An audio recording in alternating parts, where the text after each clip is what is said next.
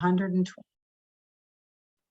Thank you, Melissa. There are 120 and plus people joining us today, and the topic is Omicron Q&A, or question and answer, with RNAO CEO Dr. Doris Grinspun, who I think most of you know very well, either through these webinar series, through your personal connections with Doris over the years as the founder of core programs from RNAO, and someone who is been a fierce advocate for you, for Ontarians, and for evidence-based decision-making about how we deal with, address, prevent, manage this pandemic. So we're together today until 4 o'clock. This is the plan for the day. My name is Susan McNeil. For those of you who haven't met me before, I'm the Associate Director in the Guideline Development branch of our program for guideline implementation and knowledge transfer, and I have been working together with Doris and various team members to bring these webinars to you. So in just a moment, I'll turn things over to Dr. Doris Grinspun, RNAO's Chief Executive Officer, and she is going to share with you some of the latest news and updates on the Omicron variant and related issues. We will also have a Q&A. And then we had a few questions that people did submit in advance, and then the chat box is free for you to share any additional questions you have today. And then, as usual, we'll end with some taking action for you to be involved if you are able to do so. So I think that's the introduction, Doris, and we'll just do a sound check to make sure that we can hear you well. Thank you so much. Thank you so much, Susan, and thank you for being joined by the HIP on this supporting nurses, I think is the best way to call it. And we are almost at 150 participants, which tells the story that there is a need for these webinars, because we only send the notice on Friday. And we apologize for that, but you need to know that we are 24/7, literally 24/7. So thank you very much for joining us. And I would suggest that as we go along today and you hear answers and comments, etc., put in the chat also, and Susan takes it very seriously after, and she connects with all of us on what other topics or what other questions or what other issues, whether related to Omicron or relevant at this time, that you think we should be addressing in the next webinar. We did move the webinars, I believe, Susan, to once a month. Is that correct? And if people will feel a tremendous need that we should do them every 2 weeks, we will. Unfortunately, we cannot do them every week. As it is, we are really 24/7. And we are 24/7 because of the situation on the ground. The fact that people are working 3 times the workload than usual. In fact, sometimes even more. I was having a conversation from someone from the ministry, and I have had many conversations with people from government, by the way, that when I say 1 to 8 instead of 1 to 3 or 1 to 4, and the answer is no, it's not 1 to 8, it's not 1 to 10, it's sometimes 1 to 12. So let me fast track to, first of all, what happened today. Let's start there. So several things happened today and last week that are, I think, relevant, that you should be keeping your eyes on, and that we would like to hear your own impressions on. So one is what happened in Quebec, right? And that is having, and it's happening in Europe, and it's having ripple effects all across this country, including from the federal government, about 2 possibilities that are being floated. One is that it's not a possibility anymore, that is Quebec, where the premier in Quebec basically said to its people in the province, if you do not want to get vaccinated, fine, you stay home, right? And the way he's implementing it is basically not by having a 24/7 curfew for people, but by making sure they need to show the passport with the third dose everywhere, including liquor stores, anywhere that they go. So that is a very important way of really addressing the issue. The second one is more significant even, and it's in Europe, where several countries, starting with France, are going to make vaccine mandates mandatory, period. There are also conversations about adding the vaccine to the list of vaccines that children already have for school. So all of that is like the virus itself floating around, right? For you to be in tune, and you will hear more from us, whether it is through my blog, which now goes only once a week and is on Tuesdays, because I don't want to spend the entire weekend writing the blog. As it is, I'm spending lots of my weekend talking with nurses, and that is critical. And it will go out tomorrow, and or you will hear at the next In the Loop, or you will, which is once a month, or you will hear in the next webinar, or you can always send a question. So that's number one. Number two is what's happening in hospitals, right? The hospitals are getting fuller. ICUs are going up in numbers. And we're not at the tip of this wave. So you can only picture what will happen in the next 2 weeks, and it will be dramatic. And it's the result of not closing during the holidays in part, this province down, and then closing, but to step 2, not step 1, which tells you RNAO is asking for a step 1. The reason is that we have the schools closed, which we agreed with. But if the schools are closed, you know, the saying goes, the last to close, the first to open. Well, they were the first to close. And I'm afraid they will be the last to open, simply because we keep everything else open. Yes, it is true that children themselves become less seriously ill when they get this Omicron virus. And that has been always the case. But we need to remember 0 to 5 have not been vaccinated at all because they don't even qualify. We need to remember that 5 to 12, you know, it's not a huge uptake, needs to continue to be beefed up.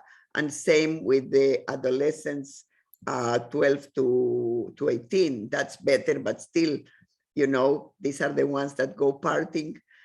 So these are the ones that not only should be vaccinated, but actually should be at 100% hopefully vaccination rate. That's not the case in Ontario. So today there was, by invitation, a press conference with Stephen Del Duca. He convened the press conference and invited all the parties, and the ones that showed up were the NDP and the Green Party. So there were 3 parties. The Premier was not there, nor did he send a delegate. And I commented on it that it is sad, and I will tell you why. If you read one of my first blogs during the pandemic in March of 2020, one of the things I wrote was about the importance of creating community, very much like we do, Susan, with the social movement in BPG and BPSO, and I mean it exactly the same. Had we created community back then, we likely would have been, we would have had even a higher uptake of vaccines. And I'm not saying it's bad what Ontario has, because it's, you know, comparatively speaking to the US is excellent, but we would have had it even higher. But more importantly, we would have had less splitting. There is a lot of splitting that is so unhealthy for society as a whole, not just now, but after the pandemic, but also during the pandemic, right? Between the vaccinated, the unvaccinated, between the this, between the that, between the small business, the big business, between, you name it, right? We need to come together, and we need to protect the public. And yes, colleagues, we need to protect healthcare providers, in particular nurses and PSWs. Doctors are at a very high rate of vaccination. I think nursing too, but could do even better. And we need to ensure that, and doctors are significantly better remunerated. They're not part of Bill 124, same as police and firefighters were left out. It is time, and today there was an article, I believe, in the Toronto Star about that. It is time to pay better to nurses. PSWs did get an increase, and the increase became permanent, which is beautiful. RPNs are very low in the pay, comparatively speaking, to PSWs now, and that's a challenge, a big one. And RNs are not paid at where they need to be if we want to keep them in Ontario, let alone with Omicron. So we were asked to make 2 minutes comments, and there was there the Ontario Hospital Association, Anthony Dale, there was the Ontario Medical Association, there was their ONA, WRPN, RNAO, and there was there all the other unions that RPNs and PSWs have. And it was a very meaningful conversation. A statement hopefully will come out. The statement, the areas where we came to complete agreement were the areas of Bill 124 needs to go immediately. And you know that RNAO has been valiantly asking, and so have our amazing colleagues, Nurses with Design, and you know, the Gritty nurses and Brigitte and all of the other colleagues that Heidi, I mean, I can name you so many United Nurses and other groups, so many amazing colleagues that have put their voice in the line when they go to social media and they tweet, because they all work, colleagues. They all work, and they are talking with their names, and they're going to the media. And I said today to the group, if I belong, there is a nursing revolution. And I said to the group, and I belong more to that revolution on behalf of our RNAO than to the mainstream groups that are trying to put a statement or two. We have put all the statements that we can. RNAO put an amazing press release, if you can put the link, Susan, about, you know, moving to step one, about the system collapse happening, about repealing of Bill 124. Now it's time to push full force for action. And while I am hopeful in a medium way that things are moving, because I am aware that some things are moving, they're moving so slow, so late, and so little that it's not enough for this Omicron virus. We need an absolute repeal. We needed it the day the pandemic started in May 11 of 2020. We needed a year ago, we needed a week ago, we need it today. We need a repeal of that bill, and now it needs to go side by side with doubling the compensation, if not more. Not just when you're short, because we are short all the time. All the time we are short. So they need to do for the next 3-4 months until ONA does their negotiations and the other unions for the other groups. The government needs to put the funding, not to cut more taxes as they're planning on elections, I'm sure, but actually to pay the healthcare workers. And I would suggest to you and the teachers, although I don't represent the teachers, but the teachers, just picture teaching from home with your kids talking behind you. We're trying to do the online, your kids trying to do the online, you're trying to do the online, preparing. Like, I really take offense when the teachers are treated poorly, because I can only picture how difficult and how stressful that is, to try to engage the students and to try to respond and to try to, you know, give them warmth and support. So they asked a question. There was, after the meeting, a press conference, and I had the privilege to be invited to join, so did my other colleagues that attended. And one of the questions was, what do we think? Are the schools ready to open? And of course, everybody dances around. Everybody dances around. Colleagues, I don't know of anyone that doesn't think that the schools is where kids need to be. I don't know any nurse or any doctor or any teacher or any cashier in the store that doesn't believe that the schools need to be open, because that's the best for the health of children. But the system, the health system, needs to be able to cope with the consequences. The school needs to be able to cope with the fact that teachers, likely, many of them are sick too, or their parents, or their husbands, or their kids. Where are you going to find more teachers to replace the teachers in a time of Omicron? So what will be this? There is no perfect solution. There is no perfect solution. But let's start by repeal Bill 124 and top up compensation so people get the energy that they need, that there is hope at the end of this tunnel. That's number one. And then if I had been inside the government, I would have been pushing publicly and privately that it needed to be step one. It still needs to be step one. If we have the kids at home, that's when actually we need to slow everything, not because the virus will stop passing around and transmitting, but we can slow the process of transmission so the system can cope. Yesterday and the day before, in Manitoba and in Toronto, no ambulances for a while. Several hours, the Toronto ambulance services sent a note, like someone can be having a heart attack, no ambulance. Can you picture that? Number one, because some paramedics are ill and because they had cut before also, right? Budgets. Number two, because when paramedics go in an ambulance to an emergency room, you know what happens. You all have worked, well, I have worked there, so I know. They need to wait for a nurse to transfer the patient. They cannot just leave the patient and put the patient in a stretcher and disappear. So they're being held in emergency departments because, like one colleague said to me yesterday, only 2 people showed up for the shift. 36 patients were already there waiting in that ER. How is that possible? So I am using very purposefully the sentence that we are already triaging. It's fantasy land that we are not. You know, triage is not when someone comes that will need a ventilator, because likely that will have. What we will not have is the staff. Triage is when you know, Heidi or a Marju or whoever colleagues that are working in the ER department, instead of having this number of patients, they have this number of patients.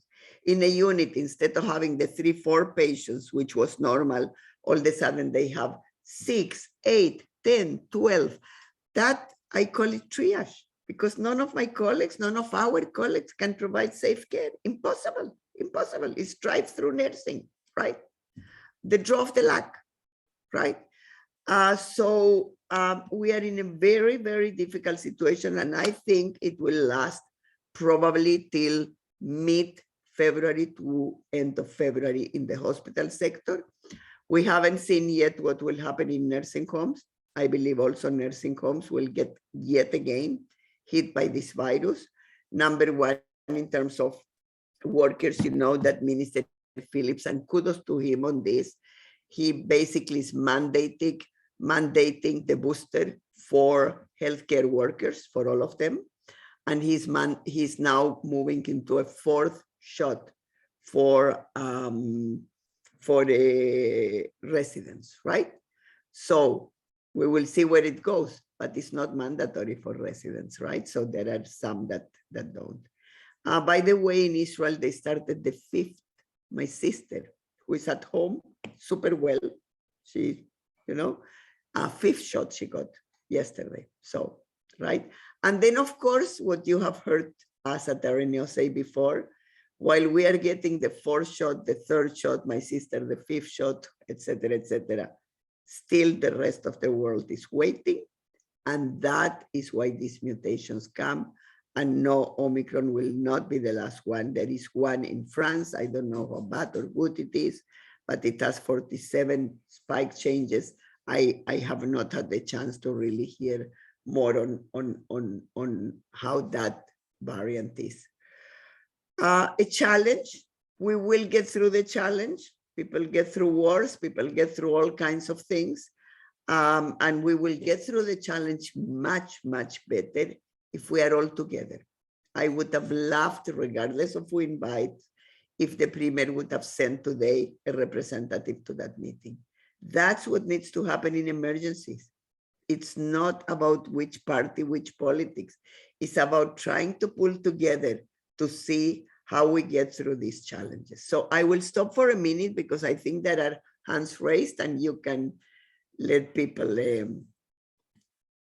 share their thoughts or ask questions. I'm not sure. Sure, Doris. Well, we do have some And we are questions. close to 200 people. Yeah. So a lot of thoughts, a lot of questions. Go for it, everybody. Yeah, and we did have some questions submitted in advance as well. So I've got those. Maybe I'll ask a couple of questions that are in the chat box. And starting with Denise, and she's asking about the kids who are 12 to 17-year-olds, and most of them have they've just had their second dose, those who have, and wondering about the immunity because it's been over 6 months for any of them and their eligibility for dose number 3. So if you could answer Denise's questions to start. I think for many of them are still getting the second dose. I don't think that most have gotten the second dose yet. We can look at the statistics in the government side, but all those statistics are there. So we can put for people to be able to ascertain that after. But many of them are still getting the second dose, many. There are a good portion that have gotten none. So my suggestion is number 1, push, right? There is a question about AstraZeneca. Anybody that got the 2 AstraZenecas was a priority already at the beginning to actually get one of the mRNA vaccines. And you should have, or your parents or whoever that is asking the question, Teresa, please make sure that they get AstraZeneca. Is not effective, it's very little effective for Omicron. So it's very important that people do get the Moderna or the Pfizer. And you do know that the 0 to 5, the Pfizer vaccine didn't succeed and they're working again on it. You probably heard about that. Okay, Doris, I think I can actually ask a question that was submitted by Martha. She was reading an article called Crowded Out this morning in the Toronto Star. And it was talking about how nurses are really far beyond what a human can actually sustain. And, working a full shift and, all the things that still have to happen after the shift is done, and not being able to complete her work. So wondering if some of the nursing, she's suggesting that some of the duties might be able to be passed to people like ward clerks or others. Do you have any thoughts on that? So absolutely, yes. First of all, depending where you work, in which unit, not which hospital or which whatever, right? Sometimes passing some of the things is more difficult than doing them alone, right? So depends if it's an ICU, it's very difficult for nurses to work with the extenders. In fact, the RNs that work in ICUs for the most have found it very, very challenging and discuss not only with us at RNAO, but actually with the media about that. It doesn't help them. So depends which units, depends what patients, depends how stable they are or how complex they are, right? Depends the conditions. And trust me, the things that we are hearing are quite shocking. Not only they're passing things to others, but they're moving people. I got a direct message yesterday from a physio. One of my colleagues that was talking with me on the weekend got from a social worker.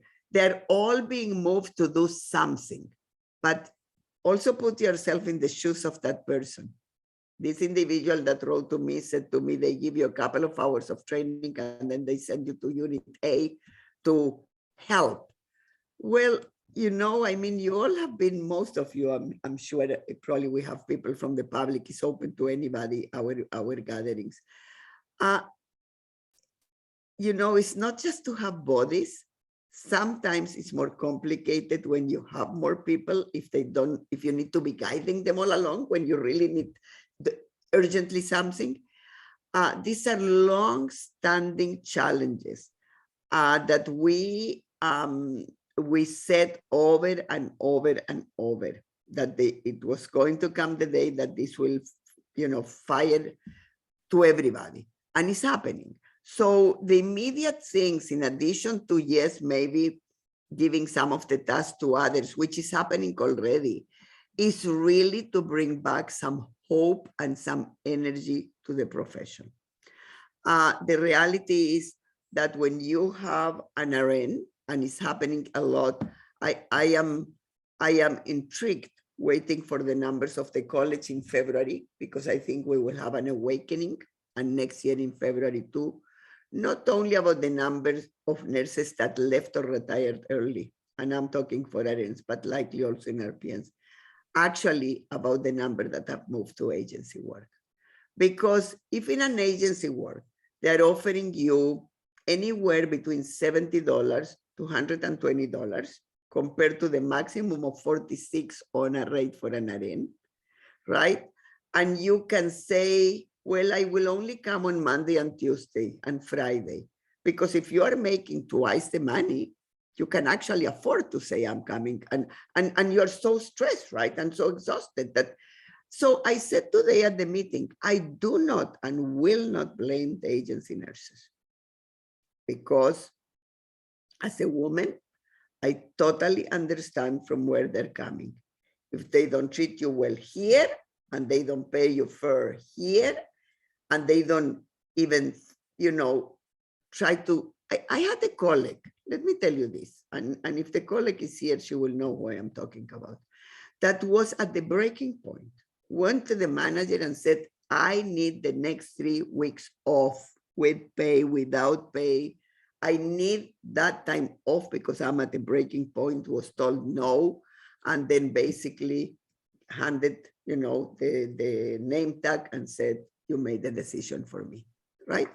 I mean, these things cannot happen. The term you use, beyond the breaking point, they're working, we think that every single nurse will stay forever.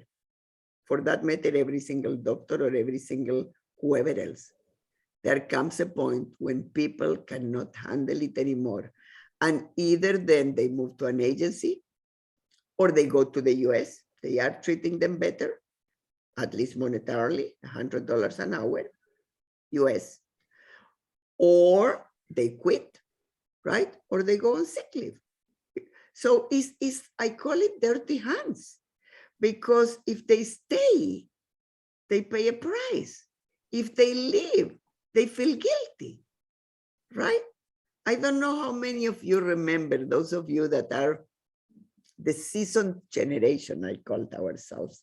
Remember the article when was the inquiry in Manitoba of the 12 kids that died because the first nurse said to the anesthesiologist, this surgeon is doing something that is not the usual. Oh no.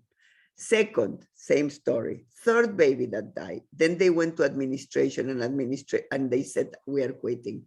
And administration said to them, if you quit, we will bring new nurses. It will be worse for you. It will be worse for the kids. And then they together with the anesthesiologist, basically they said, we're not operating anymore with this surgeon. That became an inquiry. And there is an article on that called Dirty Hands. I suggest you Google and read it. I am using that term. I forgot the author of that author, because our colleagues are all the time being left, whether it's nursing home work, whether it's hospital work, whether it's home care that was completely depleted from staff, they are being left with dirty hands. They are being left with dirty hands. If they do the work, they're exhausted, and they pay a price with their families, or they are ill. How many are so DNA resilient? I call myself DNA resilient, by the way, but how many of us are DNA resilient? And I lose my patience once in a while. And then you know what? I go, time to sleep, Doris, because it's exhaustion. But our colleagues are all the time on it, and with patients that are very ill, and children. And it's just, it's very difficult situation. So bringing just people to help them, maybe it will not cut the cake, guys. It needs to be tangible hope that they are called nurses, not staff. And then they say, hey, I'm a nurse. Don't call me staff, right? That they are compensated, that that bill is gone, and ONA and other unions get their chance to negotiate again, like bargain, like always they did. And that we come together for the sake of the profession and all the other health professions and the sake of Ontarians, because this is not done with Omicron. And also it's not done with the virus. Just picture, I heard this weekend, and I took a video and I need to tweet her. I heard a woman that advocates for people with cancer. Can you picture that a mastectomy sometimes now is called, it's not emergency because you already need a mastectomy? That people with cancer, just picture, you have cancer inside your body and yet again you were canceled, yet again. Like that must be dreadful psychologically. So we are doing a disservice to Ontarians, and that's where the Premier of Quebec comes in, right? He says, of course we need to serve everybody. I say the same as a nurse. You all say the same as a nurse. We have universal health care. We do liver transplant for people that drink, and we do lung care for people that smoke. Of course we do, and we do for people that don't get vaccinated. But right now, there is a virus. Vaccines are very effective against hospitalizations and even more so against ICUs. So if you or whoever you know chooses not to get vaccinated, I respect them. Stay home, says the Premier of Quebec. And I think things will move in that direction. You need to know. So what will be the RNAO position? We need to think it through, but likely, number one, always universal care. Always, whoever shows up at the door, nurses will take care. And I clarified that yesterday on a tweet when people were talking about that. Nurses will take care of everybody. People that use substances, people that have cancer, people that get COVID, whether vaccinated or not. But there is a policy piece. And that's where the passport comes in. And you know that we push for the passport. It must change its definition to the 3 vaccines. And when there will be 4, and when there will be 5, it needs to keep up with the science, because we know it prevents hospitalizations and even more so ICUs.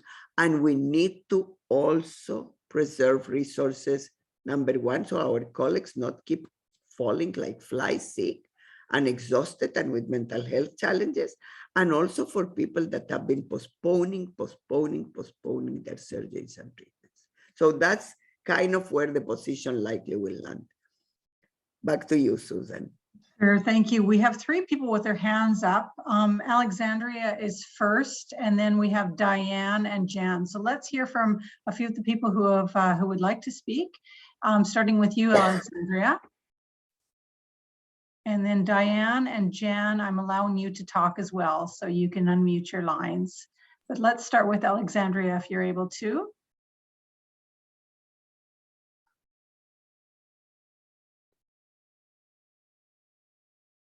Okay, I'm not hearing anything yet from Alexandria. So let's go to Diane. Diane, are you able to unmute your line? And then Jan, you're next. Oh. Alexandria, I think you meanwhile that you put I love that comment of a person first about if you sleep, you work things in the sleep. No kidding, it's true. It's true. And that happens a lot when people lose loved ones, you know, you work it through in the sleep. It's very interesting. And will Omicron spur people into vaccine equity? I don't think so. I don't know what has happened to our world, guys. I mean, if it's yes, it would have happened already. Like, it's incredible, isn't it? It's incredible, the me, not we of nations, because it's all about the patent and capacity to develop the vaccine. Back to you. I can go forever on that one.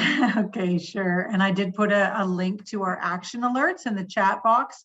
we can put that again as well. But I think, Alexandria, you're unmuted now, and then Jan, and I have allowed you, Barbara, to also speak in a moment. But Alexandria, Jan, Diane, and then Barbara.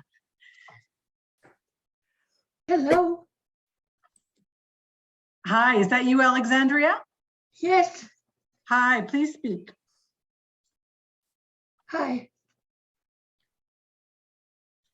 Do you have a, Yes. please go ahead with your question.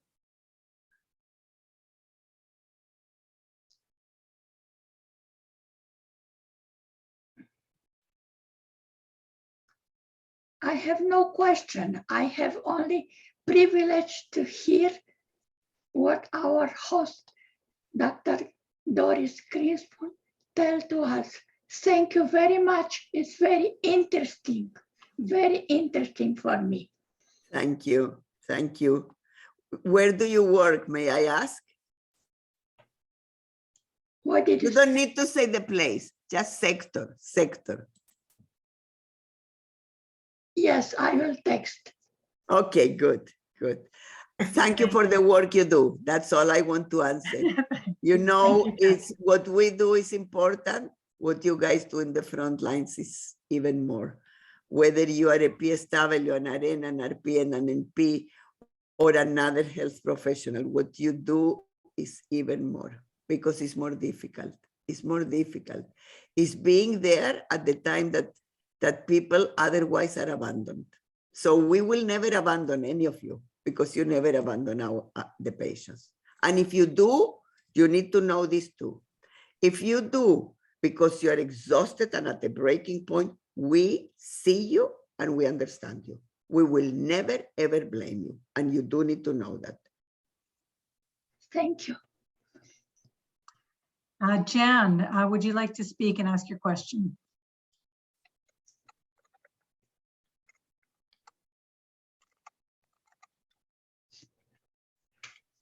Jan Park Dorsey.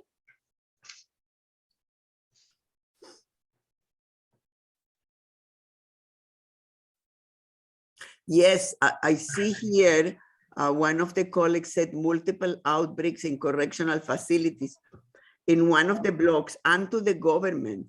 Specifically, we spoke about correctional facilities and we said they need to have N95. Absolutely, the inmates, not only the staff, because that's where they are, in close quarters. Absolutely, I'm so not surprised. And yeah. Okay, well, we're waiting to see if Jan is wanting to speak. Barbara, I think you are unmuted and ready to go. Thank you. Just following up on Doris's last comment on correctional facilities, the shelters as well. Shelters as well, and we ask for that too, just so you know. Shelters, correctional, any place that is enclosed. So some of my reflections relates to young children getting seriously ill. And my understanding with Omicron is it's more upper respiratory and it's hitting the under fives that have pre-existing respiratory conditions like asthma, other conditions that are worsened by Omicron. And my ask is about advocacy for access to the vaccines for the under fives.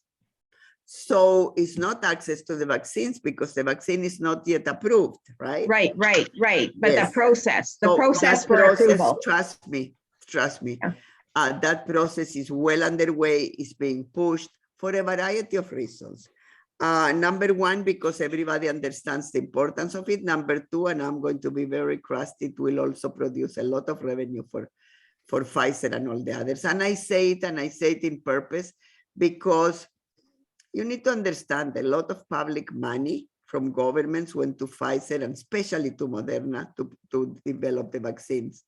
I would have loved to see more generosity of these big companies towards the less well-to-do countries. And we need more protections in daycare. I have two young granddaughters, a 3-year-old and a 2-year-old, and the 2-year-old had an exposure in her daycare with another child testing positive. Yeah. So you know that we asked for mandatory vaccination of educators. That didn't happen, right? And we asked for N95 for absolutely everybody, all the educators across from daycare all the way to high school and more, higher education. And we also asked for actually KN95 to be given to children. And when you hear, as one pediatrician said yesterday in the National, and I meant to tweet her with the correction, that there is no N95 for children and there is no KN95 for children. Not so, here it is. It's right there, small. And I bought for my grandkids. The problem is they're very expensive and most people will not be able to afford it. People of low income for sure, even people of middle income will have difficulty. They run between $1.50 each to $3 each, depending on the quantity you buy. So what we requested right from the get-go is that they be provided with the KN95 for children. And then in the television yesterday was the issue, oh, but they're difficult to wear and a cloth mask. Let me tell you this. I'm just waiting for it to happen because it will happen likely this week or next week. CDC will come with some directive that the cloth masks need to go out the window. They are not good enough for Omicron. So if you can get the KN95 for your little ones, if you can get at least a KN95 for you, because that's what Omicron needs, and even then it's complicated, right? Doris, I think something to consider in terms of offsetting some of the additional costs for the N95s is the extended wear time. Yes, correct. And also that you can keep them after, right? And you leave them for 3 days and then, you know what I mean? Yeah, yeah. You can use them longer than the surgical mask once and throw it out. So they're not really more expensive when you take that into consideration. Good point. Thank you. I also bought N95s for my family. I was able to access them through Staples and I had them shipped to my families.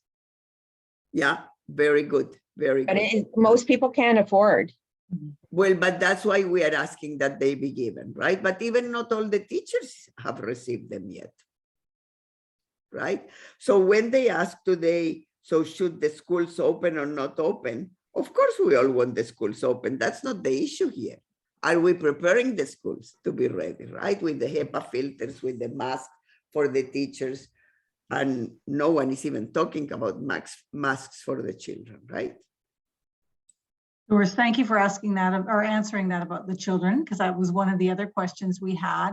What about N95s, promoting them for the general public? And what about for Indigenous populations? Chantel is saying that she's working with people in First Nations and Inuit and Métis people, and their numbers are climbing every day. Yes, so it took, that's another area where we advocated, and others advocated successfully.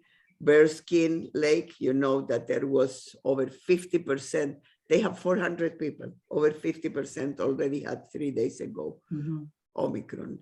And not only it's about the housing that they live, right? And how that will impact, but also it's the issue that they need people to do the regular work. These are places where the food doesn't come every day, where, you know, all those challenges. And it took several days for the federal government to actually send people. Finally, there are people there, but likely not enough. Yeah. Just before we move away from masks, a couple of other questions. Therese is asking about fitting for N95s. Oh, so I okay. can send you number one. I'm taking a picture without the name of the person, sorry, about the correctional facilities because I want to tweet it. Very good.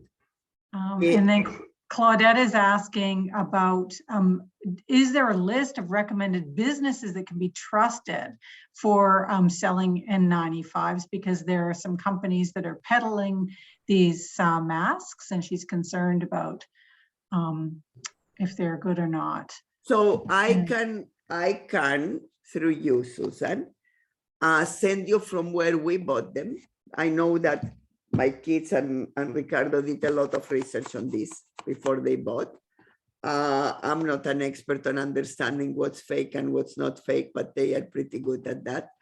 And you can send, but you will need to write in the email that we take no accountability, because if one Let me put it, you know what, I'll just put it right in the chat right now, the There name you of the go. company,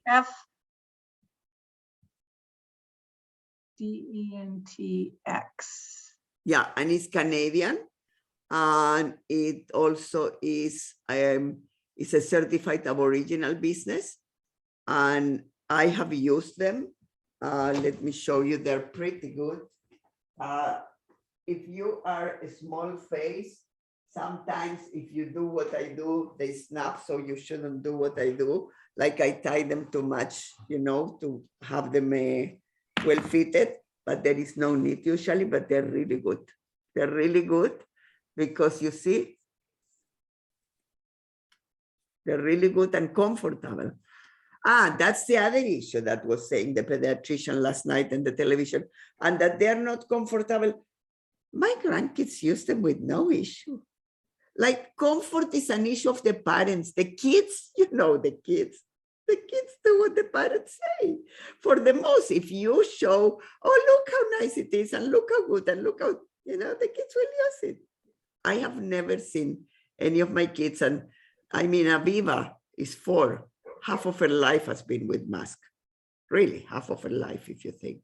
She's using them from zero, you know, from age to, as soon as they said cloth mask, the kids got cloth mask. She was 2.5, and she was going in the day to the daycare, cloth mask, no issue, never. They love it. Joshua, who is 10, he was 8 when this mess started, says, I like it in the winter, Safti, because it warms my face. Like, you know what I mean? The kids respond the way the parents respond, guys. That's in general, right? On so many things, right? Liking bananas, not liking bananas, liking this, liking that. I remember with my daughter-in-law, she used to tell me, but Joshua doesn't like bananas. I go, but in my house, he eats bananas, right? So kids are kids, right? And now he likes bananas. And I'm sure if I was raised liking something that I didn't like, I would have liked it. Kids are kids. The more challenging is the kids that have difficult situations at home, right? That is challenging. People that live in very small places, that share places with 2-3 families and in small quarters, people that need to share the same room with the parents to sleep and to study. Those are the real challenges. Those are the real challenges. That's where it's so very important, the issue of the schools, right? The supports. Kids that have other challenges at home, whether it's parents with substance use or whether it's abuse or whatever, that is a worry. Kids that have eating disorders, that at school they may notice them, or kids with depression. And you tell me, guys, I'm pretty, you know, hyper and again, positive. So do you think that I don't have days that I go, oh gosh, enough is enough of this? Just imagine if then you have propensity, right, for depression, or if you have, you know, other challenges in life, right? So it's not simple for kids. Every single kid will do better in school, especially those that are in vulnerable situations.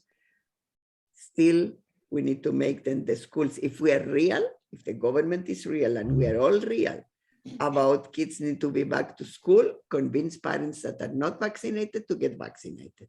That's number one, right? So that at least the system can cope, because it will expand more quickly, even if the kids themselves don't become ill. But then think about the kids with certain disabilities. It's not just if kids have asthma, etc. It is well known that they get more challenges with COVID. Think about adults, the community that has any type of mental, physical, cognitive disabilities or different abilities, I prefer to call them, because I think they're amazing people with so many abilities that we just don't understand how to embrace and enrich our lives, right, together. But they're terrified. They're terrified. I mean, some of them have contacted me. They're terrified about the issue of triage. So those are the people we need, and we will stand up alongside with the people that our colleagues just spoke today on the shelters, on the correction facilities, people that use substances that, you know, have challenges. And yes, the general population too, and our colleagues that work for all of them or with all of them.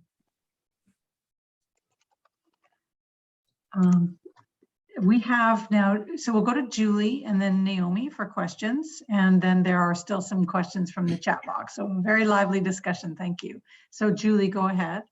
Oh, hi there. My name's Julie Matthews. I'm a nurse practitioner in geriatrics. I do outreach in the Kitchener, Cambridge, Waterloo area. Currently, I am doing, I say urgent face-to-face visits. But generally through the last few waves, I've gone out with my PPE. I am triple vaxxed now. And, I'm assuming it's just a matter of time before I catch the new variant.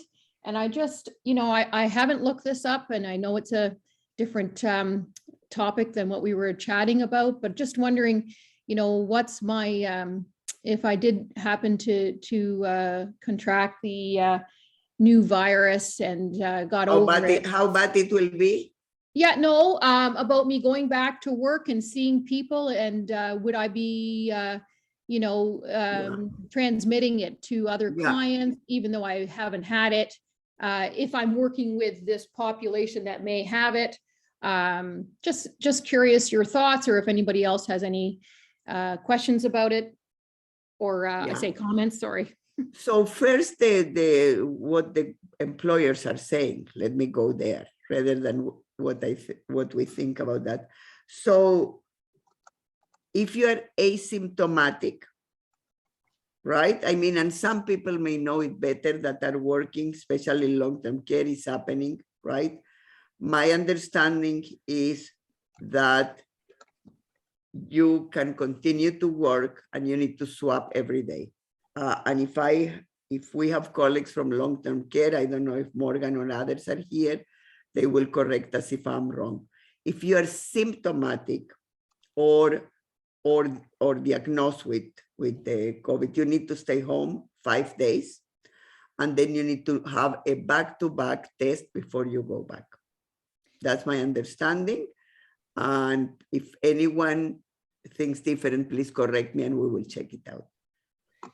Yeah, I understand that too. I think I was thinking about my household. So say my other house members haven't, contracted the virus, and I'm basically super immune now. I want to say super immune to these, previous viruses because I've got it, plus I'm vaccinated.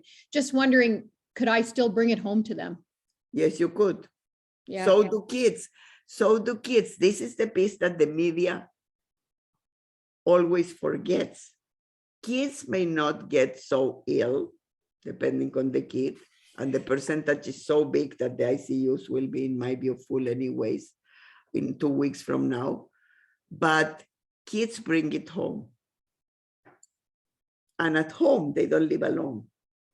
And if they live with older people or with people that have compromised health, then that's a challenge.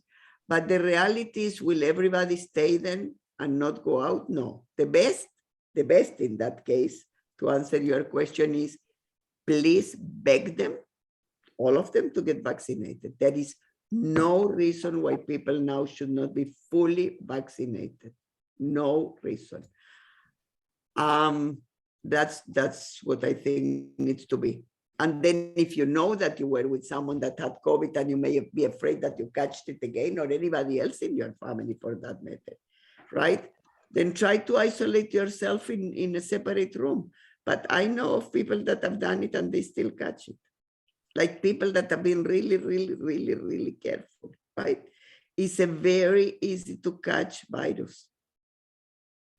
Doris, just to this point, Raul just posted about how you've been mentioning ventilating the houses, your own house every day, even in the cold weather. So I think that is maybe So part of the Susan, process. yesterday, so downstairs in the basement, what's that? Can you mute the person? So downstairs in the basement, we have a ping pong table. And Ricardo and I had a bit of a cold. We thought it was a cold. I was laughing with him. I was saying to him, what type of cold is this? Because we don't go out much. So we don't go to even stores. And it's all good now, by the way. But those days that we had a little bit of a cold, or we thought it was a cold, but I treated ourselves as if we had COVID. I said, the kids are not coming. I don't want them to catch it from us. But they were downstairs in the basement and I opened the window here, completely, openly open, absolutely. So if you think that that's a situation that you catch something, etc. First of all, I will, if you have the possibility, not everybody has the possibility to sleep in another room, right? But ideally, and don't eat next to them, wear your mask at home, don't eat next to them, and ventilate your home. That's critical. Ventilation is critical, yeah. Okay, I'd like to invite Naomi to speak.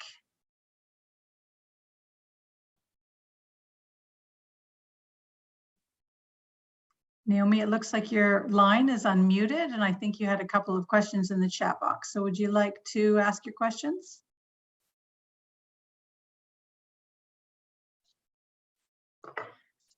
Okay, in the time being, I'll just point out, Maria, so there have been a lot of people talking about issues around the health, human resource, and nursing crisis of lack of staff.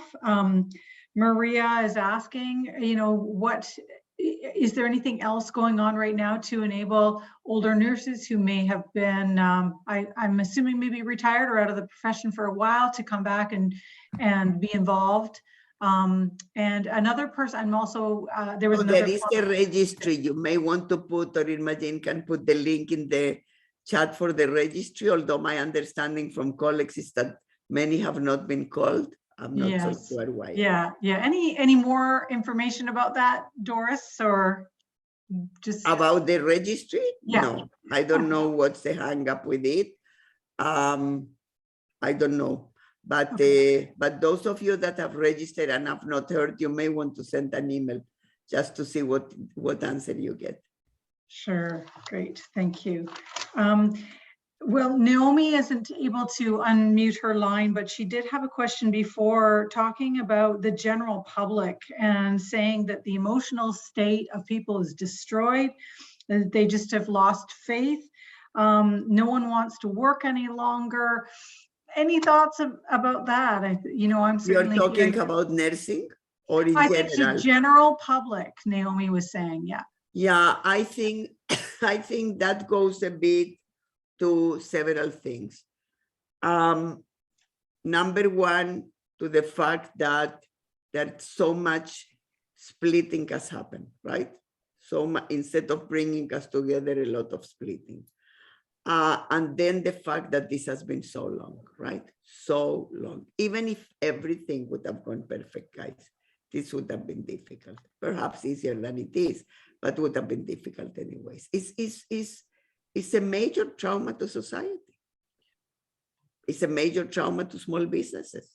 It's a major trauma to the health professions, to the educators, to the cashiers. Can you imagine to be in a supermarket? Just picture, you are on minimum wage, okay, in a supermarket, working as a cashier, and you're a security person in a supermarket, and you all have been in that situation. I remember you, Susan, spoke about that with me, and I was speaking, and the last time I went to a supermarket, which was before all this mess now, because I'm not even going now, I saw this guy with the mask here, like here, right? And still was no talk of Omicron, but we knew that this is not over. And I went to the security person, and the security person said to me, "Mom, I can't fight with them. They get aggressive." Like, picture if you're working in a situation like that. You're obliged to work because you're in a minimum wage and you don't have any control over people that do whatever. So that in itself is a stressor, right? It's a stressor for people. It's a stressor to be, more closed in the home for many that don't have the quarters to just, be. I think those of us that are blessed with a little bit of extra pound of energy, for whatever reason, because you slept better that week or because you were on vacation, spread it around, guys, spread it around. And don't judge our colleagues when they complain because they have it difficult, or colleagues at work, or colleagues, whether nurses or others. And let's try to be empathic and beef up, pull up people, right? Pull up people.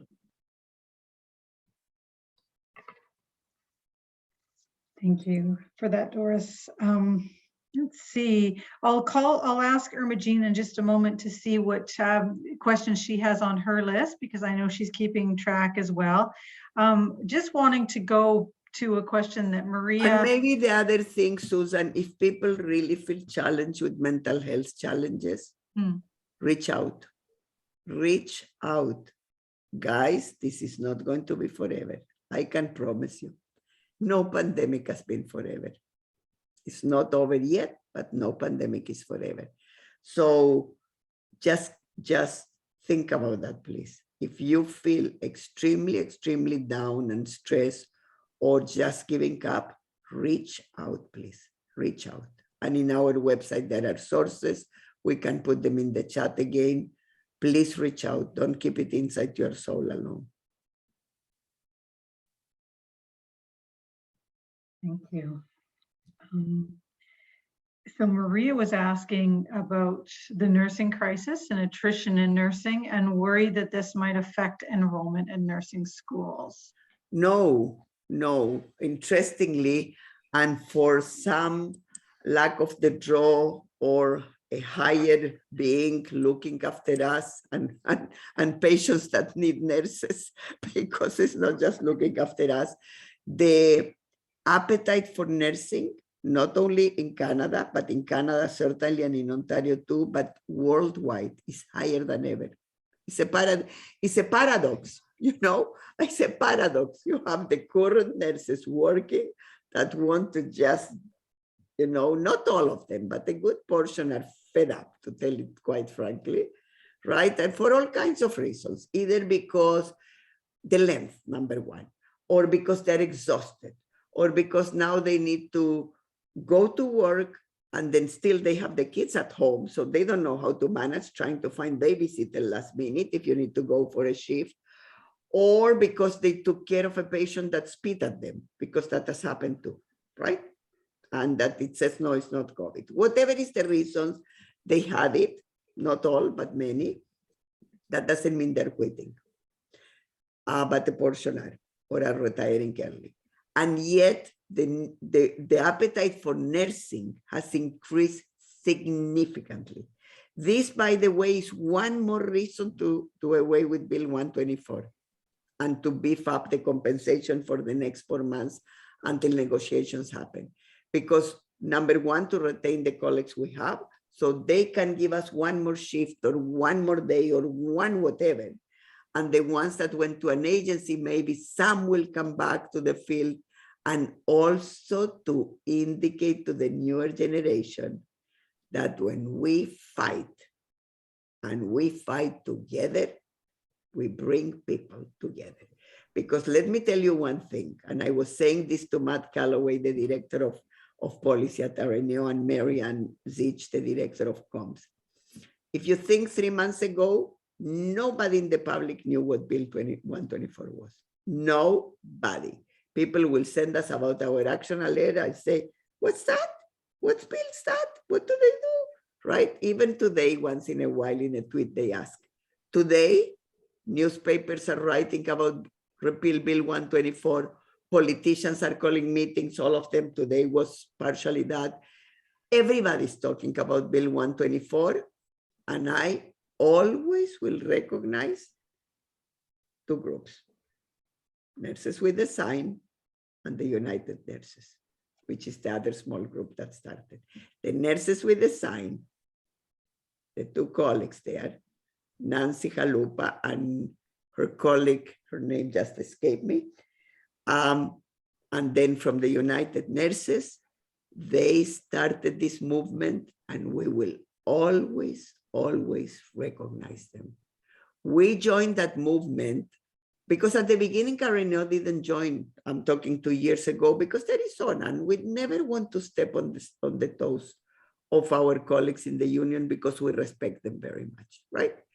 But when the pandemic came, and when people were not listening enough, and when this needed to be paid attention, I remember connecting with the two groups, with Marian and I, and saying, you deserve the credit. You will always have the credit. In fact, we will nominate them for an award when we get this, because you guys made this happen. Yes, and I remember Nancy answering me on a text when we were first texting about this, and she said, but now they will listen because RNAO is getting involved. And I said, yes, but you started it. You started it, you deserve the credit. We are bringing the power to it. And it needs to happen. Just picture the new generation, how empowered they will feel also. Nursing will never be the same, guys. In many, many ways, nursing will never be the same, but in many ways it will be better. It is long overdue that we not be taken for granted. It is high time. This is the 21st century, and most of us are still women. It is high time that we be treated with the respect and the remuneration that is deserved. And the same goes for RNs, RPNs, MPs, and the same goes for PSW, which are also mainly women. So. Thank you. Oh, before I ask Imogene to say what's on her list, I just want to go back about a question around Bill 124 from Lindsay. And she's saying that even if the wage cap is removed by repealing Bill 124, she's afraid that we won't even see significant wage increases, because she knows of 2 organizations that signed collective agreements last year and haven't had any increases.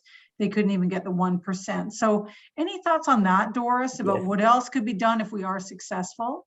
Yes, so 2 things. First of all, I said today in the meeting and to the media, we will not ever support the repeal of Bill 124 without a significant,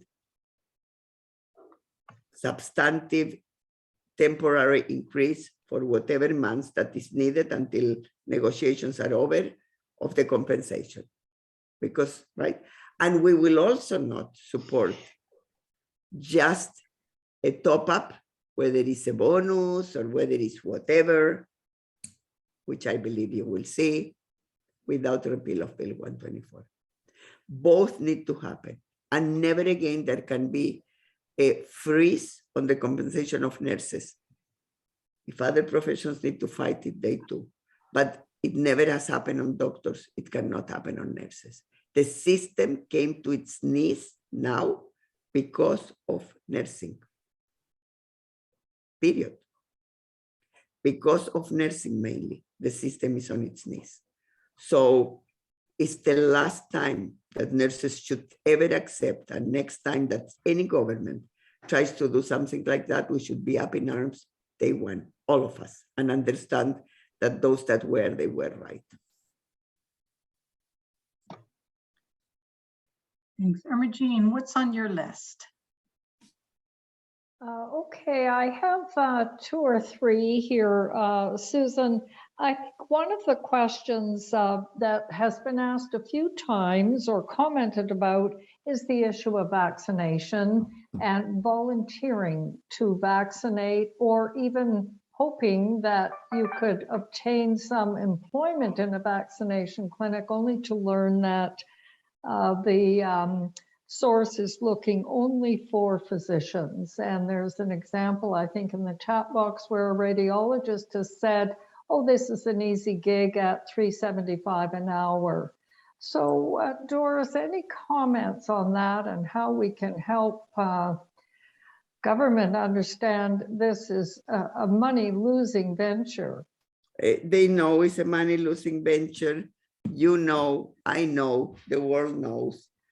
I was quite taken back when Brian Goldberg from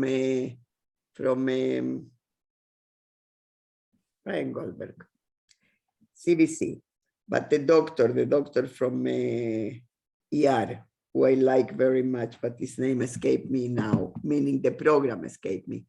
You know what I'm talking. You can Google him. Yes. You can Google him. Yesterday he sent Black coat, white coat, black coat. yes. Yes. Yesterday he sent a tweet. But I know him, right?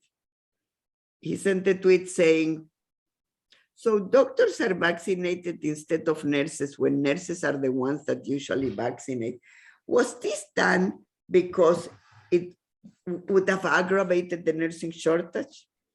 And I wanted to answer, but I just didn't have more energy to get. Once you answer, then you need to get into ongoing answering when it's something fiery. I wanted to say, Brian, you know better, don't ask the questions. And here were our naive nurses, right? Some answering, oh yes, it's because we would have been shorter. And then one of them, an MP, wrote, here is the reality. Here is what the doctor was paid. Here is what I was paid, and then silence, right? This was a deal with the OMA. I took it on the first round of vaccines because I became aware, and I spent days and days and days and days with the media on it. And then I spent days and days and days of physicians, basically some of them directly attacking me on this, that I shouldn't be splitting the health professions. I'm not going to get involved into it anymore. The government knows exactly what they're doing. This is in part likely also why OMA is so quiet in general, right? Mm-hmm. Which is sad. It's sad. I answered yesterday when a couple of colleagues said, no one will quiet me down. And if they quiet me, I have where to go. And I said, yes, you have a renewal because we will never sell our soul to anyone, any government, anything, anytime. But you know what? It's as a sociologist, I can tell you it's quite fascinating. The power of medicine remains well and alive. I don't think it serves any purpose to fight the power of medicine. I say, let's build up the power of nursing. And that's what we are doing. And nursing will never be the same. And this is why when someone called me from the government, will RNAO support regulating agencies, right? So they cannot charge us, they cannot pay more. So nurses then are obliged, they think, to stay in the hospital. I said, never, never, never as a woman will I say regulate agencies. What will I say is fix the problem in the hospitals, give them good jobs, good pay, good workloads, and they will not go to an agency. And I said this at the meeting today, because if you regulate the agencies and you think that that's how you lock down nurses more, they will go to the US. They will go to another jurisdiction. You know, I came from another country, many of you did. So, you know, the time that you think you can control women, I mean, we need to end on something light.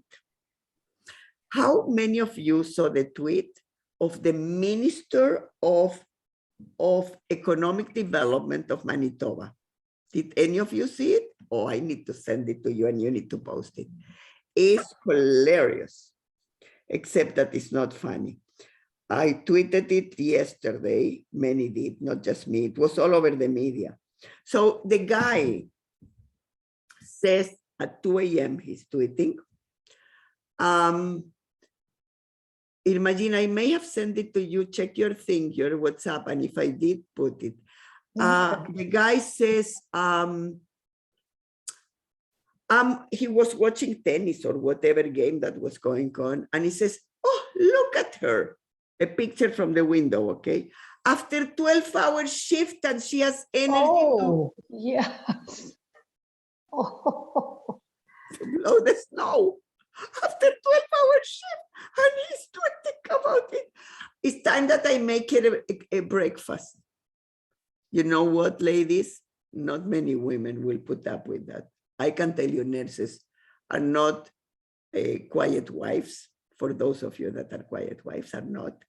Nurses are full-fledged health professionals, where there are RNs, RPNs, or NPs, and they deserve the respect that we deserve, period. End of story. End of story. It's not, you know, even in the times of Florence Nightingale, they did. And now, even more, there is so many options for women. So let's not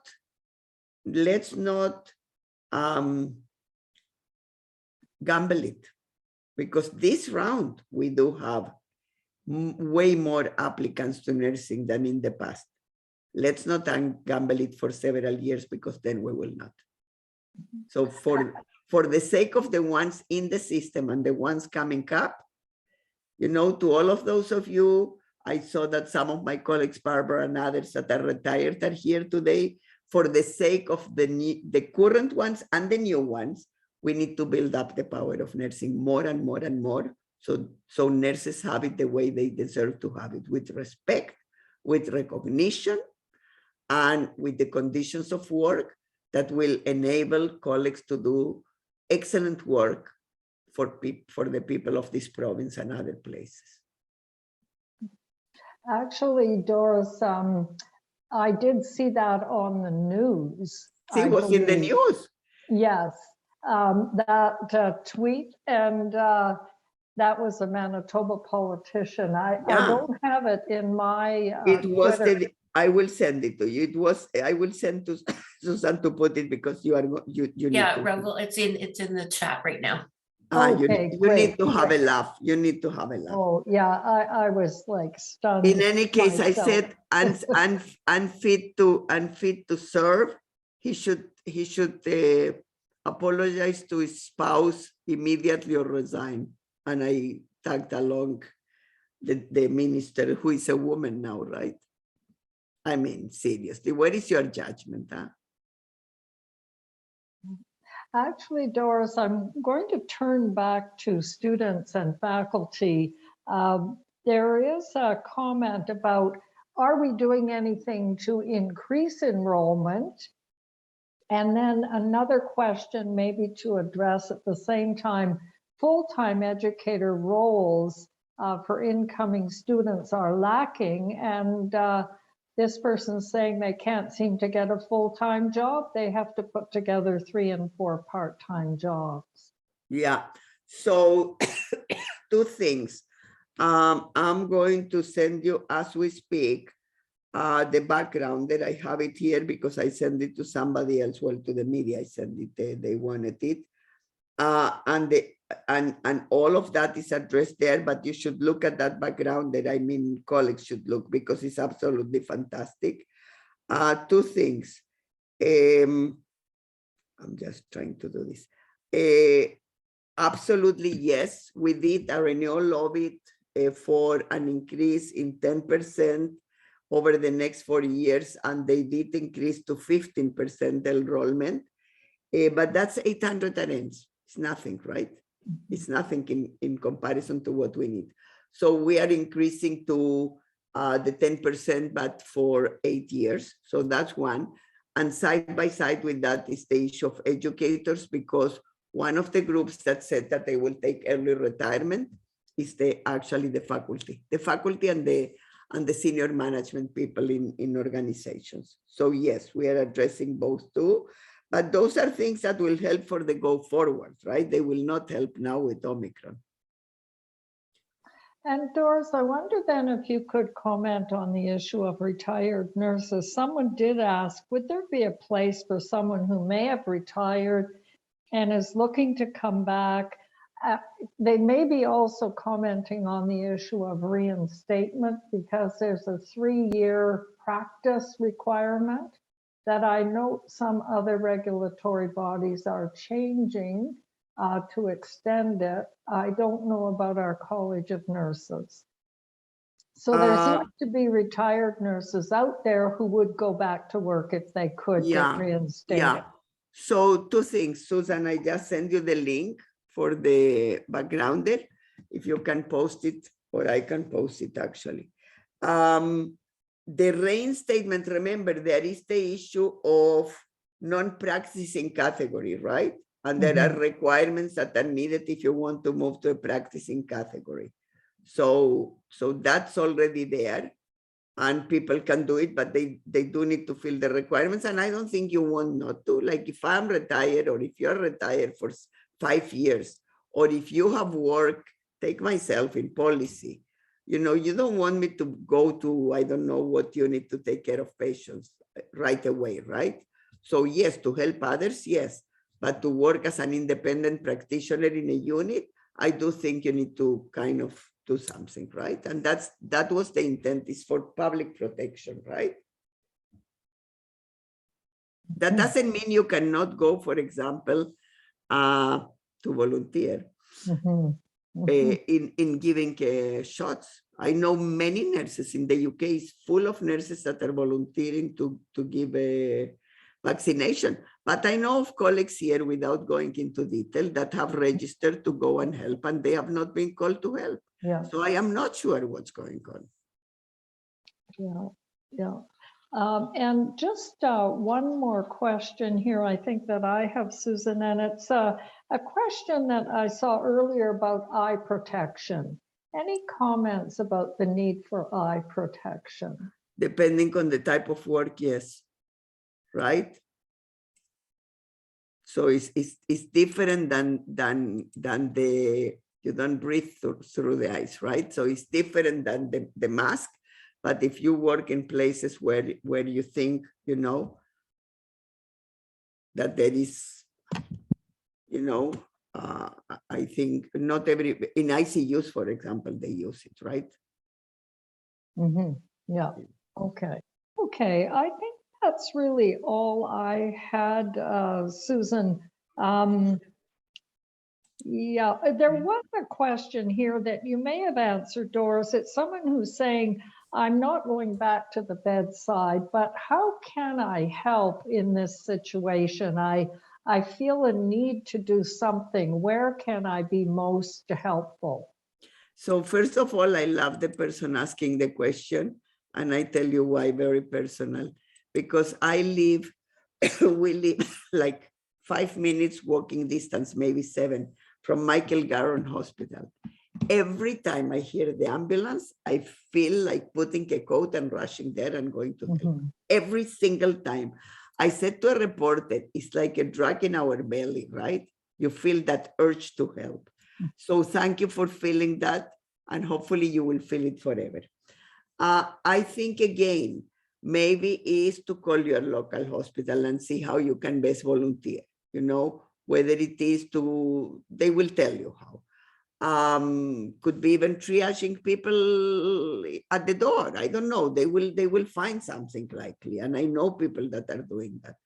And second, you can register in that registry from the government, but I wouldn't expect a quick response either because they're overwhelmed or I don't know what's the story. And call your public health unit. Maybe they will take you right away. And if you try all of that and all the people tell you no, please send me a message, because I think that there are many people like you that want to help, and not everybody is being engaged, and we need to understand why. But most likely, like than not, if you call your local agencies, they will. And you know, the other area, don't think only Omicron, don't think only virus. Like the places that work with homeless people, people without the people unhoused, places that, well, even schools, even daycares, they're going to have their people ill. They need hands-on to help. So Think about your community and connect with the places in your community that are close to your home, so you don't need to travel in a, in a bus or whatever for hours and hours. Think local and help local. It's a beautiful way also of getting to know our own communities. Yes, I think that's all a very wise, like, go local rather than thinking that Go provincial local. wide. Yeah. Go yeah. local, whether it is for a public health unit for vaccine, or whether it is to the schools, they're going to have shortages of people to help, or whether it's because in that school they have kids that are more, need more attention, or whether it is in the shelter. Think local. There is a lot of need. Yesterday, I saw, when I was watching the news, Nick Purdon always does the best coverage of very difficult situations in Timmins. And I actually connected with him. He did way back about a woman that started in the garage, a little thing for giving coffee to homeless people because they had closed the shelter in their community. And then it became bigger and bigger and bigger. And then when I saw the news, it's like I wanted to help, right? So he connected me with the woman, and Ricardo and I donated the funding for her to, just to have more to continue. Yesterday, he showed a tremendous piece about 2 doctors that started to do outreach for people with substance use. And it was just fantastic. And I was thinking our colleagues in Timmins, and I'm sure that some colleagues will want to help. So I wrote to Nick if he can connect me with the doctors. And once he does, I will talk with the chapter there to see if some of them want to be involved, because I'm sure there are colleagues that are retired that would like to help. Amazing piece, the relationship that they have built. They changed the hospital on how the hospital, there was a emergency, you should Google it. There was an emergency, or I can send you, I did a tweet on that, I will send it to you. There was an emergency room doctor that speaks very honestly, and he says, I absolutely didn't want to do anything with these people, because I thought they have a choice. They have a choice. They don't need to use. They don't need to be addicted, he said. And they helped me change the way I see it. And he was all engaged now. Amazing. Yeah. The other thing I'm wondering sometimes is if getting involved in political advocacy is also a useful way, like tweeting. Very empowering. Being part of a chapter, sending the action alerts. There's so many ways to make your voice heard or to amplify the voice of RNAO. I did want to And social media. I saw Susan now put it. Social media, especially Twitter, guys. So Facebook to provide support to colleagues and exchange information. And Twitter also to provide support. There is a lot of support going through Twitter, but also to push issues. Yeah. And I did want to draw attention to everyone to Lina W., who has given a very specific response to the issue of when eye protection is needed. She's an occupational health nurse. So please read it so we all learn. Okay, yeah, she said eye protection is needed when aerosolized, I'm losing it. Aerosolized procedures are done. Yeah, have you got it there? That's right. No, I don't, but I know it. The only thing you need to be careful is not to translate that for masks. The virus substitute it. Yeah. The virus is aerosol. There is no such a thing as aerosolized procedures anymore in general, right? Because it transmits through the air. But the eye mask, yes, when you think it will, because you don't breathe through the eyes, that's why. Yeah. Susan, I lost that message. Do you? Yeah, I've got, I mean, I can read it. Eye protection is needed when aerosolized generating procedures are being used in ICU, OR, or ER when there is a potential for splash induced by medical procedure. And Lina is an occupational health nurse, and this is what they direct their staff to have face shield and eye protection on for such aerosolized generating procedures. So I want to repeat that in the latest literature, they very much do not speak anymore aerosolized generating procedures, because that was the rationale for using the surgical versus the, but in ICUs, yes, right? It's suction, etc., or emergency room. But think about the cashier. Think about the cashier talking with you, right? And you remember, saliva. You don't see it, guys. You don't see it, but it's going. Even when we are speaking now, laughing, singing, etc. So depending what, it's not just procedures like ICU, etc. So just watch it. Thanks, Doris. I want to make sure that we do fully answer the questions that were submitted in advance. We offered people to submit questions, so they're on the screen here. I think we kind of got to the first two. We have not gotten to the third, so maybe we should start with the third question, and then we can go back to those first two to see if there are any other comments. Is that okay? So the third question, you can read it there, Doris. Vulnerable seniors, like in long-term care, have not been able to get their third dose, while young, healthy people are. So any thoughts there? So you're talking especially seniors in the community, right? Living in long-term care. Also in long-term care. Well, yeah, in long-term care, in many homes, they have received it, those that want to receive and some it. still are. And some still waiting. That is true. Yeah. So, I mean, everybody's advocating for that, Susan. But the ones that are at home, many of the, that are at home and homebound, many of them have not at all, right?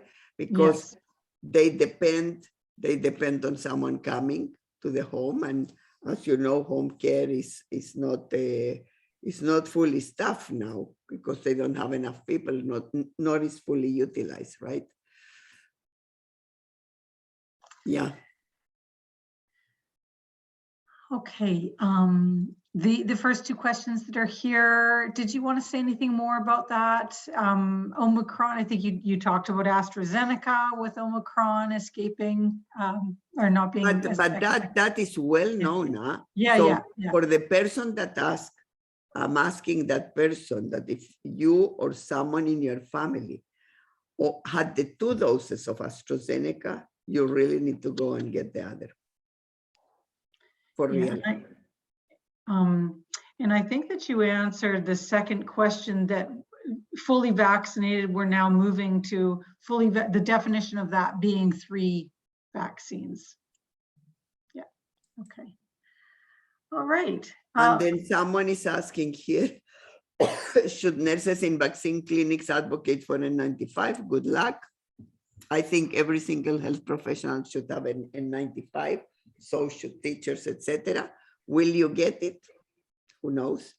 But I would, if you don't get it, I would be smart and get yourself one if you're working, because you're coming in close contacts, right? And the people that are coming to you, they're not using N95. Most people are not. They're using the cloth. And you're talking with them, asking them all those questions that you guys asked us when you were giving us the vaccine. In my case, I in the booster after that, I realized when the nurse, the student, the nurse, she's a nurse, she's a RPN moving to RN, says, Grinspun? I go, yes, because they're asking you, right? Writing. I go, she goes, Doris? I go, yes. And then she's got all excited. So in the excitement, right? Picture any excitement, right? In terms of talking with people, laughing or whatever. I would, if I was anywhere, well, the fact, if I am not with patients or vaccine and I'm with this, right? So I think it's better to be cautious than sorry. Will we all get this mess? Yes, likely at some point, but first of all, like I said yesterday to Ricardo, watch where you walk. And I'm saying this now to my friend Irmajin that goes running every day in the ice.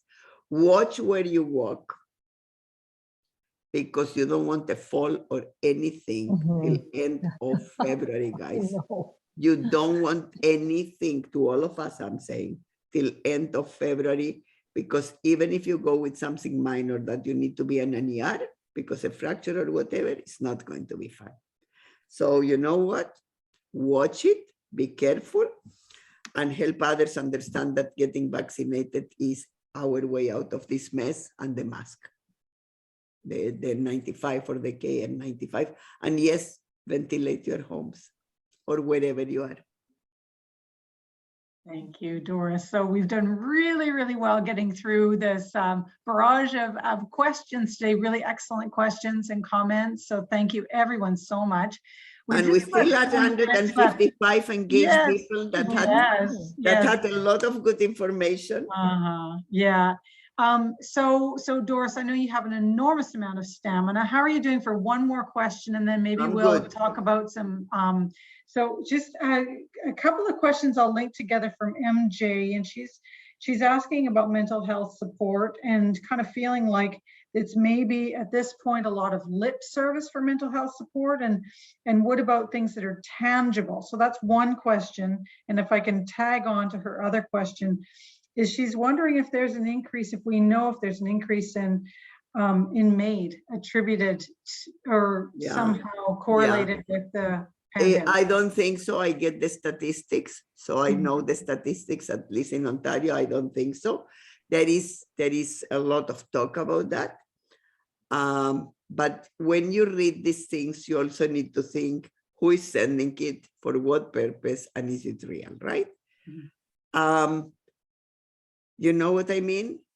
But would I be surprised? I mean, would I be surprised that some people give up at an older age if they already have things? I mean, I tell you, my mother-in-law in Israel that passed away several months ago. She had COPD, was with oxygen. She was fed up with everything already for the last year. And yet she got all the vaccines. So she wanted to live, right? Until one day she said enough. After she had the vaccines, she didn't want it anymore. You know what I mean? She just had it. She couldn't go out. She couldn't be, you know, they were visiting her when it was locked down a little bit. I mean, they lived close by, so they were sitting in the stairs, was a building. She lived in a building, so they were sitting in the stairs and she had the door open. And at some point she said enough, you know. She had a beautiful life, and it's so individual, the issue of MAID. The issue of MAID is not only related to COVID, right? It's related to life itself, and different people will think different things.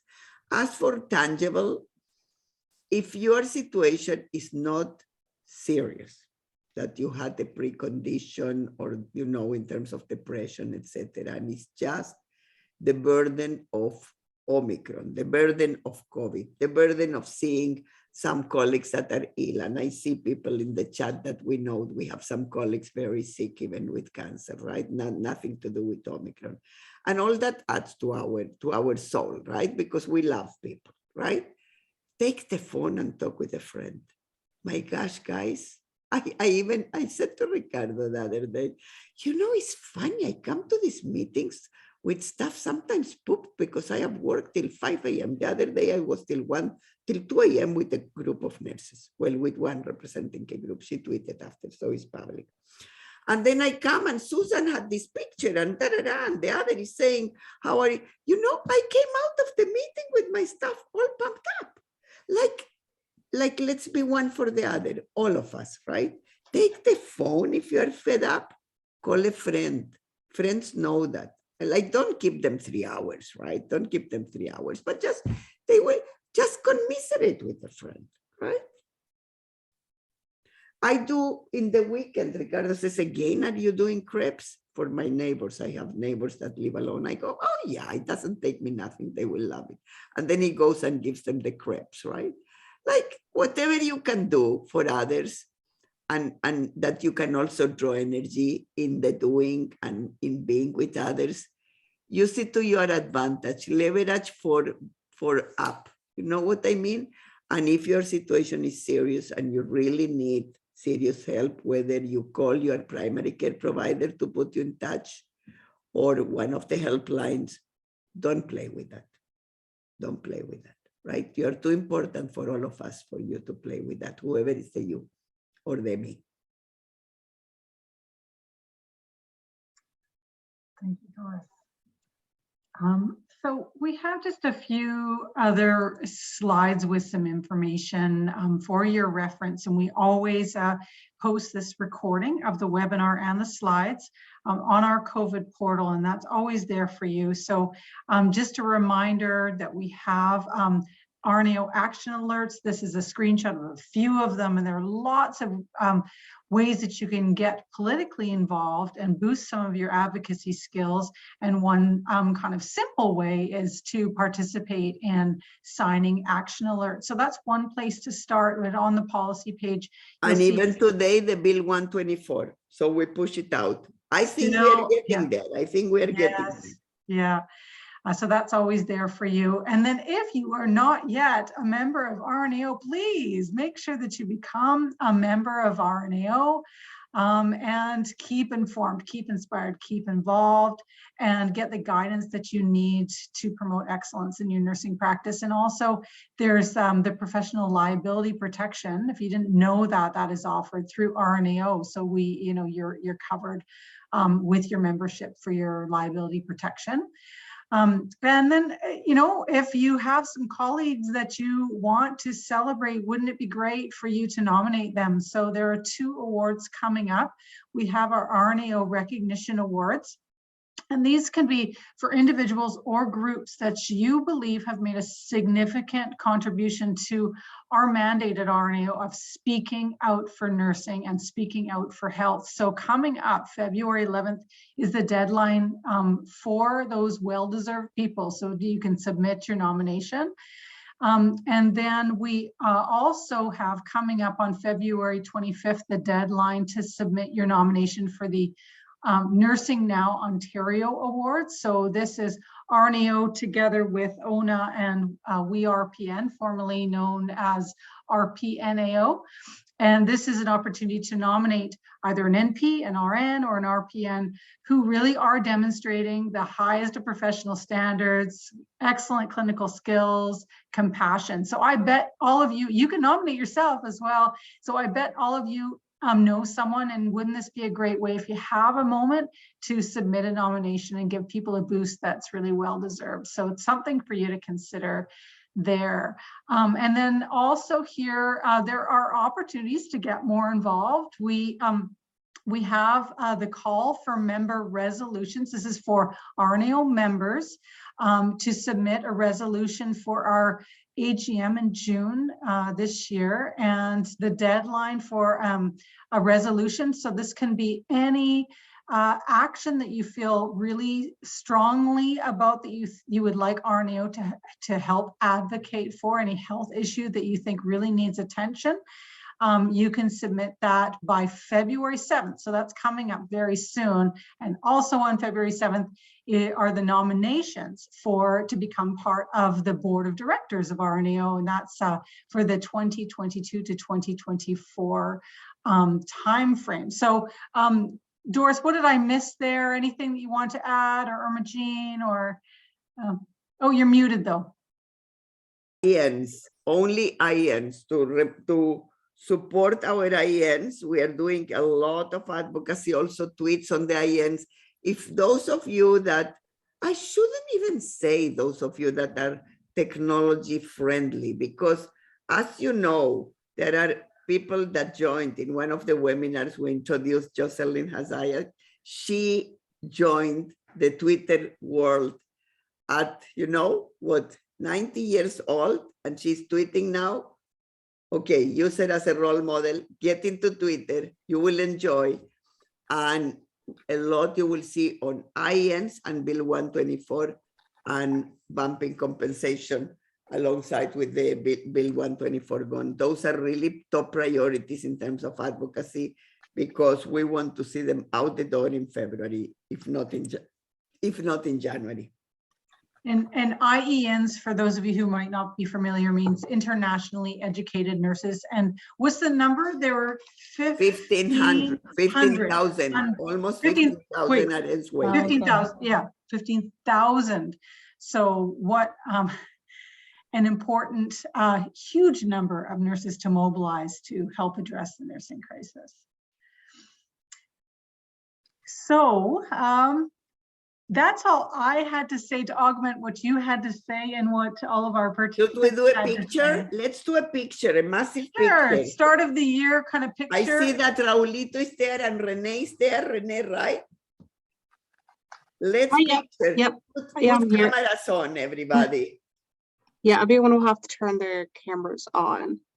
Melissa, what you need to do, and I can maybe help you with this, is promote people to panelists so that they can enable their cameras. So I am going to just promote a whole bunch of people starting from the top of my list. And they just need to make sure that they can actually open their camera as a panelist. Thanks, Heather. Yeah, Heather, as a panelist, I can't open. No, my I can't either. camera. That's what I'm just saying. I think we just need to make sure that Okay. I'll look All into right, that right now. Okay, Okay, great. Thanks, thanks, Melissa. Melissa. All I right, even so put lipstick. Okay. Just So- bite your so lips. yes, fabulous. So Doris, Melissa, This is for the honor of the colleagues.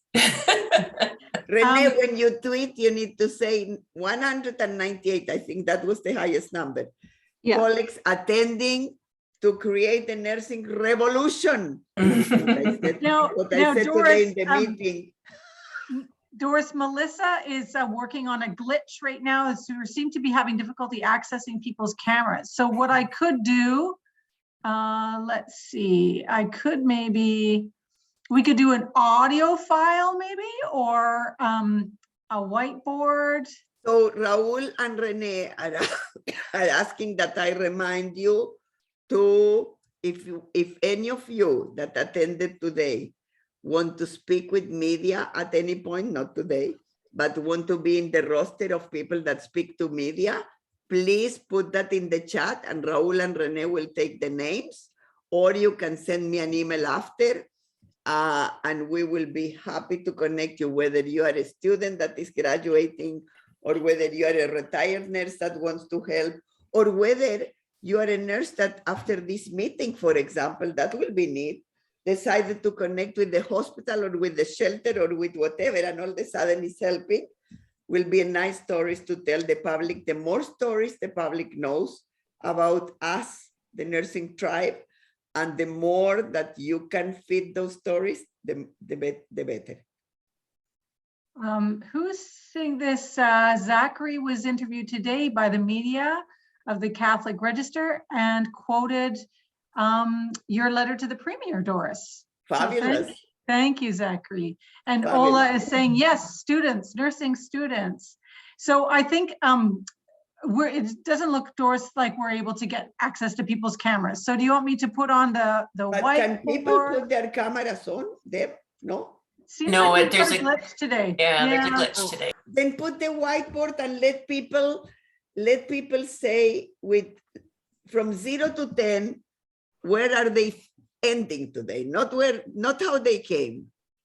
0 to 10, 0 being completely down and upset, to 10 feeling hopeful and pumped up. Okay, you put the Can they real draw number. that as well, Doris? Sorry? Can they draw? I've got the They whiteboard can out. draw, they can draw, Yeah. you tell them. But So- I just want to check in the the chat? pulse with the number. Okay, also. so let's Not put that in the chat, chat. in your board. Okay, in the board. So what you'll see is on the top of your screen, if you go, you should see annotations. And Yes, if you someone click on already that, wrote. if you click on that, you should be able to choose text, and you can write things there. You can draw. You can put numbers.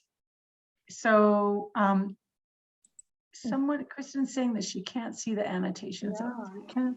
Oh, you can't either. I can see. Oh, Heather did, I think. Someone said feeling better and hopeful. Yep, that was me. Okay. Oh, no. Teresa can't see it. Oh, yeah, Peggy can't see it. We're having a Well, glitchy day today it with, was a with Zoom. So how about we go to the default, the View old, options. Is that what you mean, Susan? yeah, Yeah. let's see. Does that work in view options and you can see the annotation? It may Yeah. only be available to the panelists for some reason. Oh. I'm just realizing that. Yeah. Okay. Well, Yeah. So we can go to the chat. Let's try that. we'll go old-fashioned, Yeah, everyone old-fashioned already methodology. is, and there's lots Okay, of then pens. put a number in the chat and put a word. And then we will tell you what people said. We will send you a note. Yeah, so we're seeing 8 out of 10, 10, 8.5 out of 10, 8, 7.5, 10, 8 out of 10, 10, 10, 8, a 5, 2 tens, a 7, 7.5, 10, 10 out of 10, 8. So So People saying that anyone they're feeling better. was- They're feeling better after the presentation, which is great. anyone that is a 6 or less, your job is to take the phone 2 hours from now and speak with whoever, a friend, a neighbor, randomly call. That's fun too. We used to do that when we were kids a lot. I got in trouble many times for that though. Anybody that is a 10 or anywhere from 7 to a 10, you can come to a 9 and help another person that is in your family or your neighborhood in need of some energy. So if we can all end up at a 7 and spread around the good feeling a bit, that would be amazing. What happened with the congrats, Kat? What happened, Kat? Did you have a baby? Did you graduate? What? What happened to Kat? Tell us, Kat. She's inspired to start her nursing career. You got Diane. Diane, yeah. Kat, please send me are you in WhatsApp? Okay, I'm going to put my WhatsApp here. Wait, don't go away. I want the people that are willing to speak with media because that will be an amazing story. That is my WhatsApp, or you can DM me in Twitter, no Facebook for me. You can DM me or WhatsApp me and we will connect you with media. That will be a nice story.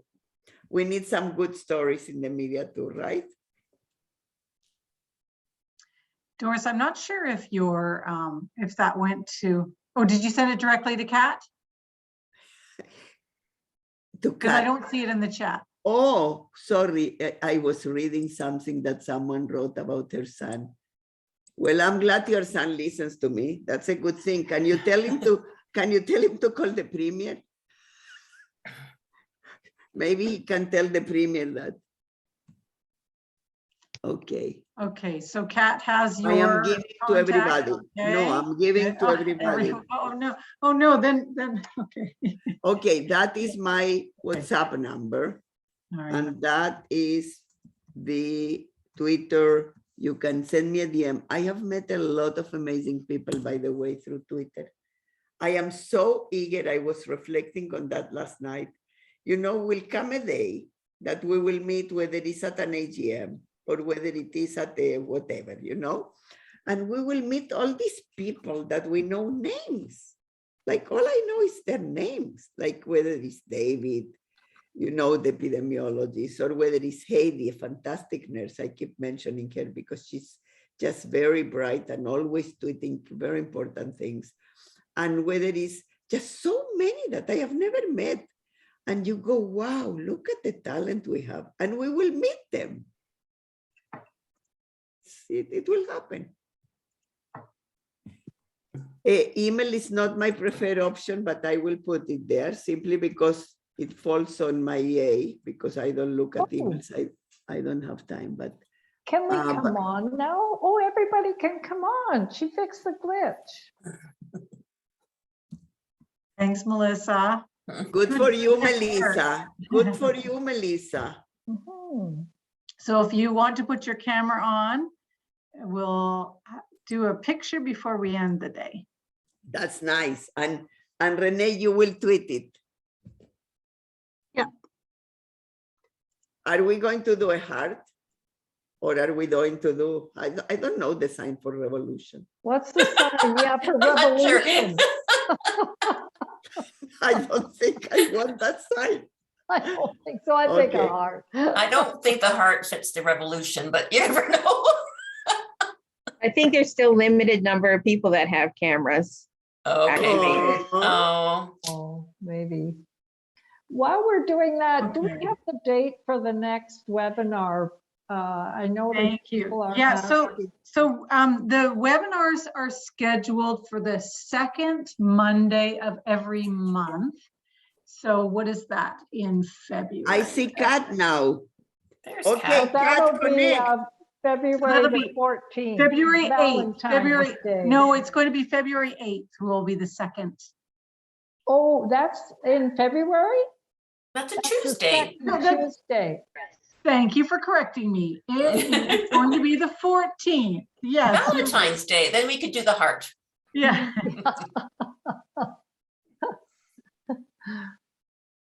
Ay. Okay, so what are we supposed to do now? What do you want us to do? I I need wanted to Mark take to a follow me. picture, but it looks like there's Yeah. people are, yeah. People are having troubles putting their camera on still.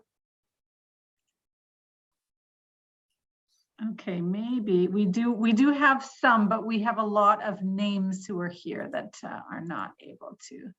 Let's see. Okay, I don't well, see- I don't see Raul, Corsita. and you can hide non-video. I don't see Corsita, but I see Corsita here, but I don't see, Coming, there's Jan. and I see Steph. You also tweet, Steph. Oh, they're coming. Where is Corsita? I see Corsita, but I don't see Corsita. But I saw her here. Corsita, you're promoted to panelist. I'm promoting a lot of people. Where to is panelist. Therese?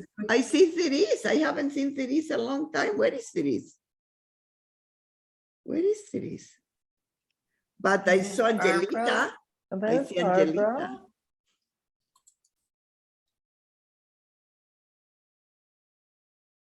Oh, look at that. That's nice. Now it's getting fuller.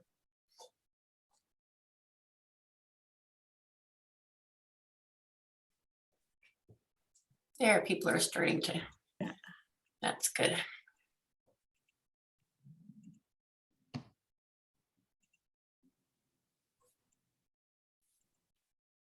That's Gingit. How are you? Very good. And I was typing this whole time and I see that I wasn't typing to everyone. I was only typing to the host. So sorry about that. Don't be sorry. You can type again. Well, So everybody's nice to coming see on. all of you. Oh, there's lots of people. I loved how everybody wanted to welcome everybody to be part of their community, part of their region. And I'll say, because I typed it, it never came up. If anyone is a nurse practitioner or an RN that wants to be a nurse practitioner or a nurse practitioner student, please join our interest group, the Nurse Practitioner Interest Group. And we have a really great community in our Nurse Practitioner Facebook group.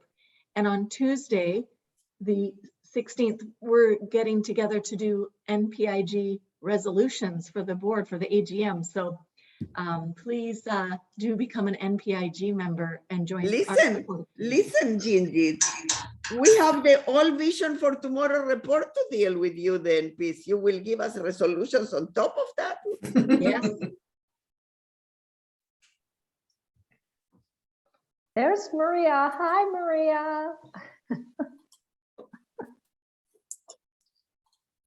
I had here when you met me first. Oh, okay. Give a couple Okay, more I think minutes. we're By choice. pretty This good is to by get some choice. pictures going here. I've All right. promoted as many people as I can to panelists. Perfect. So as many people as possible on my end are allowed to put their cameras on, and hopefully, yeah, we've got 4 screens of people. So that's a lot of people to capture on camera. So we're going to do hearts. Arts. Okay. I'm going to give you a countdown. We have 3 different screens. Oh, I never know how to do that. I need the training. Here, your heart. Ready? actually, I got the training from Susan. Look. 3, 2, 1. Okay, that's one side.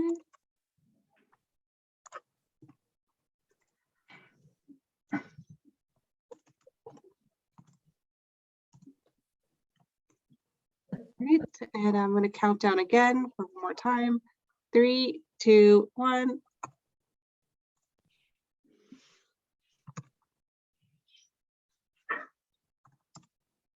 All right, perfect. And then there's one last one. 3, 2, 1. Perfect. And look, imagine you can make it pump. Oh. Oh, that's a new one. Well, it's learned and improved, it's called. Oh, I like that. I think I've got funny fingers. I can't do it. Okay, you, well, everybody. it's 4:04, so I think it's time to close. Thank you, everyone, so much. Great questions. Thanks so much, everyone. Doris, for being so Oh. responsive.